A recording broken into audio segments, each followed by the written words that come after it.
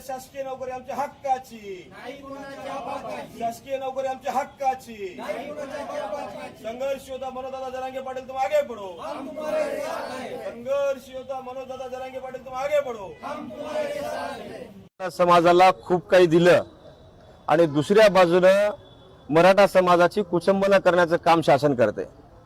मराठा आरक्षणासाठी आत्मबलिदान देणाऱ्या कुटुंबातील एका वारसाला शासकीय नोकरी देण्यासाठी शासनाने जी.आर. कधी काढला, अजून त्याची अंमलबजावणी नाही। त्याचं ज्वलंत उदाहरण नांदेड जिल्ह्यातील हा मराठा समाजाचे आत्महत्याग्रस्त कुटुंब आहे। आज नांदेड जिल्ह्यामध्ये 35 मराठा आरक्षणामध्ये आत्महत्या झाल्या आहेत। त्या 35 मराठा आरक्षण आत्महत्यामध्ये जवळपास 9 लोकांना शासनाने सपशेल नाकारले। नाकारण्याचं कारण काय सांगितलं तर मराठा आरक्षणामध्ये आत्मबलिदान देणाऱ्या वारसांना हा थेट वारस नसून जर यदा कदाचित मराठा आरक्षणामध्ये एखाद्या 9 किंवा 11 वर्षाच्या कवळ्या मुलानं जर आत्महत्या केली असेल तर त्याचं लग्नच झालं नसेल तर त्याच्या पोटी आपत्ती यायचा प्रश्नच नाही।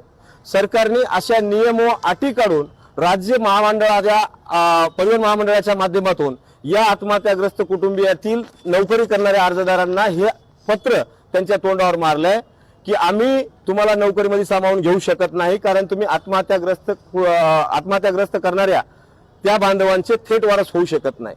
मग ज्या कुटुंबामध्ये आज थेट वारसच नाही त्या कुटुंबाला नोकरीपासून वंचित ठेवणार का, हा सवाल सकल मराठा समाजाचा आहे। एका बाजूने तुम्ही म्हणता की आम्ही आत्महत्याग्रस्त कुटुंबियांना 10 लाख रुपयाची मदत केली, शासकीय नोकरीमध्ये सामावून घेतलं, मग आज नांदेड जिल्ह्यातले हे 9 कुटुंब तुम्ही का नाकारले, हा सवाल आमचा आहे।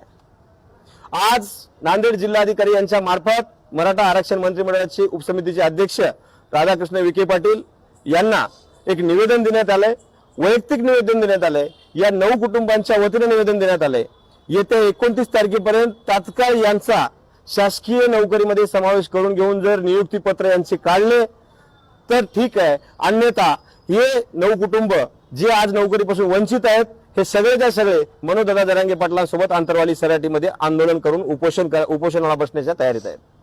माझी शासनाला एकच विनंती आहे, या आत्महत्याग्रस्त कुटुंबाचं पाप तुम्ही लावून घेऊ नका। होता होईल तेवढं तात्काळ यांचा मुद्दा निकाली काढा आणि यांच्या कुटुंबातील कुठल्याही एका व्यक्तीला वारस समजून तुमच्या नियम व अटी शिथिल करून तात्काळ शासकीय नोकरीमध्ये समाविष्ट करून घ्या बस।